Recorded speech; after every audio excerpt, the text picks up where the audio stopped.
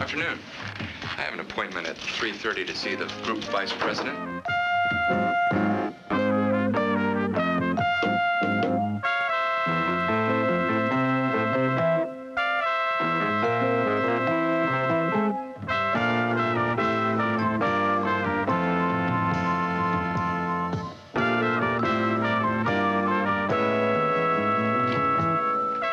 Hey, Bob. Hi, Neil. You too? Yep. She wants to see you too? Yeah. What do you think she wants? Well, I don't know. Gentlemen, you can go right in. She's expecting you. Well, we'll know in a minute.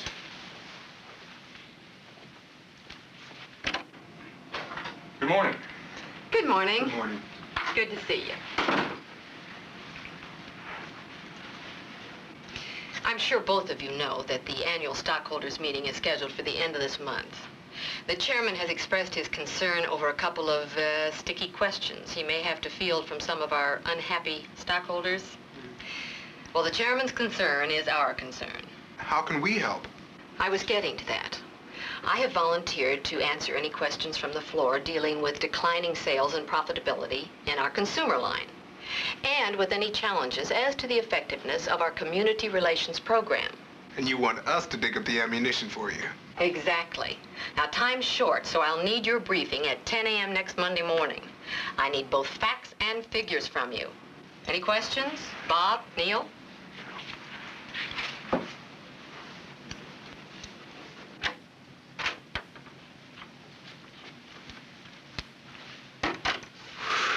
She only wants a briefing.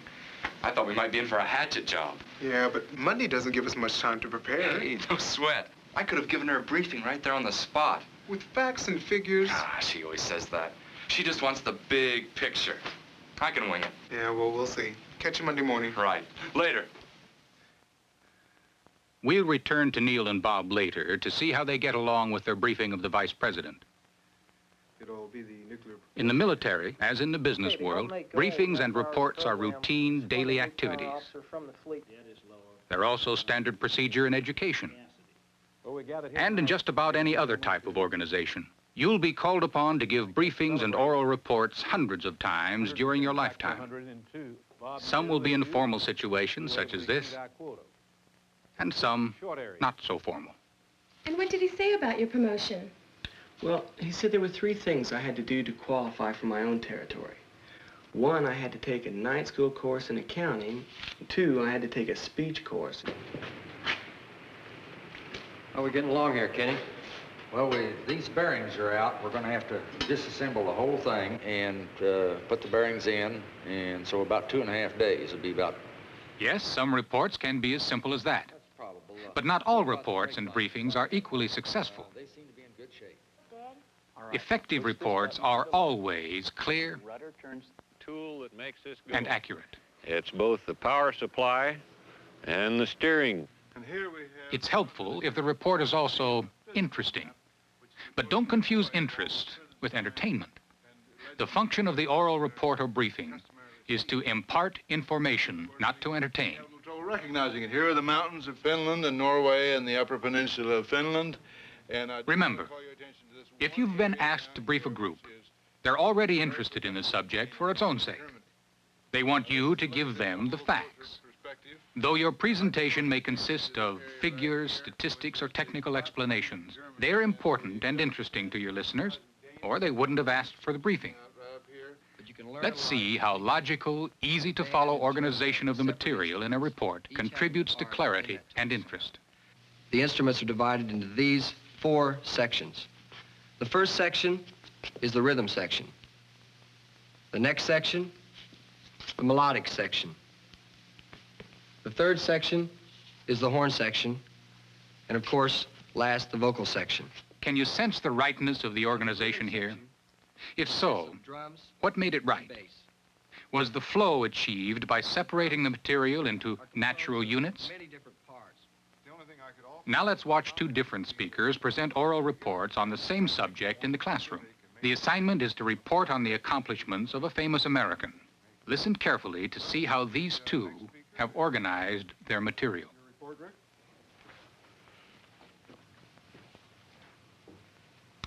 My report is on Theodore Roosevelt. As you probably already know, Theodore Roosevelt was a very famous man. He did a lot of great things. He died in 1919, and before that he was the President of the United States. He traveled all over. Many things interested him. He had a lot of talents. A lot of talents. He was a very smart man. He was born in 1858, and I think he was one of the greatest Americans of all time. He died in... Ho-hum. This speaker's rambling report lacks structure and direction.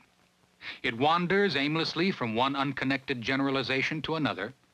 And if a report is supposed to convey information, what did you learn about Theodore Roosevelt from this presentation? Let's try another report on the same topic. For 60 years, it's probably safe to refer to him as Teddy. But while he was alive, no one would have dared to call him that to his face, for Theodore Roosevelt was truly an awesome human being. Let me try to prove this to you by listing just a few of his accomplishments. Not only was he the youngest president in the history of the United States and a Nobel Peace Prize winner, he was also an author. He wrote literally hundreds of articles and published more books than Ernest Hemingway. He was an adventurer, probably the best-known big game hunter in the world. He was a scholar. He was an acknowledged authority on a variety of subjects, ranging from post-futurist painting to Hungarian history to Greek drama to political economy. And even while he was in the White House, the National Museum called upon him to identify some rare mammals that their own experts couldn't classify. He was a soldier. He was the daredevil commander of Roosevelt's Rough Riders, and he personally led the charge up San Juan Hill. And he was Much better. Did you notice how this speaker stated her main theme, then amplified and reinforced it by giving example after example? No haphazard organization here. He traveled all over. While the first speaker offered only vague and meaningless generalities, And he had a lot of talents. A lot of talents. the second speaker presented specific examples and information. and a Nobel Peace Prize winner. He was also an author.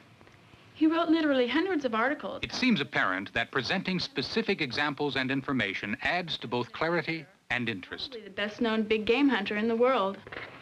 And he was a statesman. What else did you notice about the second speaker's report? Did the visual aids help her achieve both clarity and interest? Check out this speaker's techniques of presenting a factual report.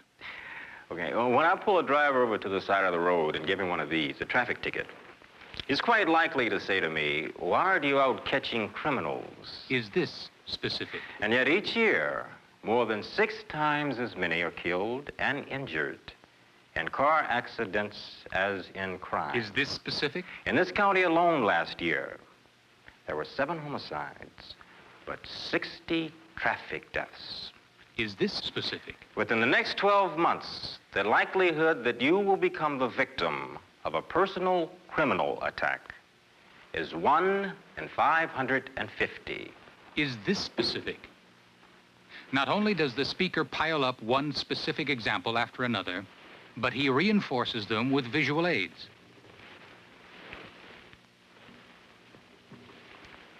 One in 550. Within the same 12 months, the likelihood that you will die or be injured in an automobile is 1 in 50. I do not give tickets to drivers who are observing the law. I am catching dangerous criminals. This presentation is well organized and uses visual aids liberally. It rates high in both clarity and interest. But how about accuracy? Did he present concrete facts and figures, or did his report sound like guesswork? Accuracy is essential to an effective report. So don't guess, get the facts. What else can we learn from this speaker? Well, which brings us to the point of the reckless driver. And it's strange we call them that because reckless drivers have more wrecks than anybody else. Appropriate humor adds interest, but the key word is appropriate. Dragging in a long, funny story unrelated to your subject simply detracts from a report. Use humor, but only if it's appropriate.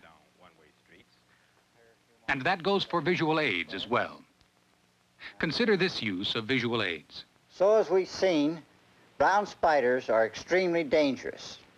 Their bites can be fatal to children, and they are commonly found right here in our own community. It is imperative that you learn how to identify them. I brought along this photograph of a brown spider to help you identify it. Notice the distinctive markings on the back. Can you see that? There in the back of the room? No, I guess not. No need to dwell on this point. Visual aids must be appropriate. Well, I should have brought along something larger, I guess.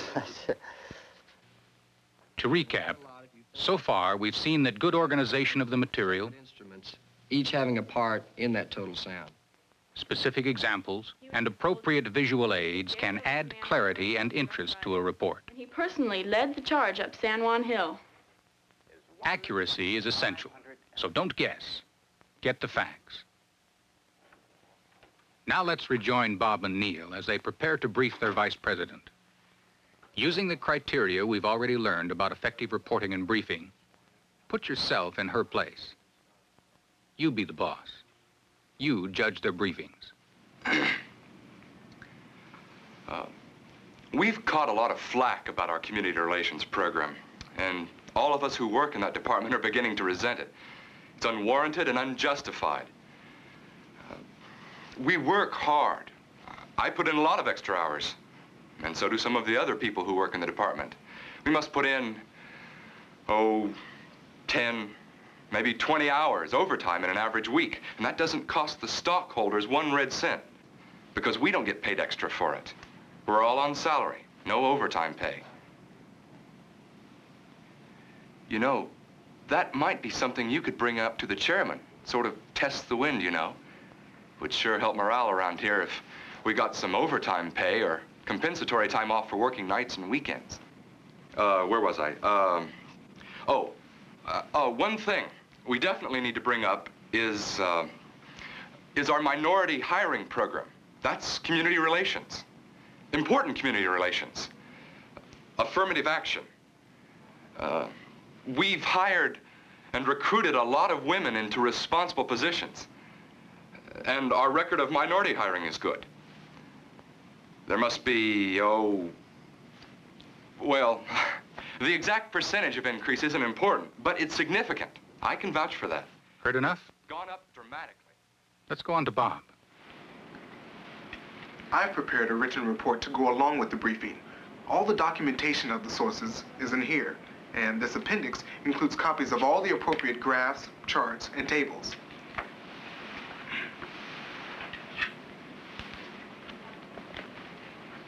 These bars indicate our production level, sales volume, and profits on all consumer items through the third quarter of this year. These bars indicate those same items for the first 3 quarters of last year. It appears that our consumer division's productivity, sales volume, and profits will decline seriously this year, but appearances can be deceiving. As this chart indicates, most of our decline occurred during this past quarter, and there are 2 main reasons for this decline. First, plants were closed down for retooling. Notice that Bob uses a variety of visual aids to introduce, explain, and amplify his main points. As this chart indicates, 9 out of 10 of our customers were able to readily accept our new product. That makes the percentage 87.9%. A long, detailed statistical report can turn into a confusing jumble unless the speaker finds graphic ways of presenting the figures. Carefully planned graphs and charts not only add variety and interest to the presentation, they give the audience an instant visual representation of trends and relationships. So our projections show that we'll end the fiscal year just about here, a significant difference over last year. Do you have any questions? Audience? Would you like more detail on any of these points? No thanks, Bob. I think we got the message.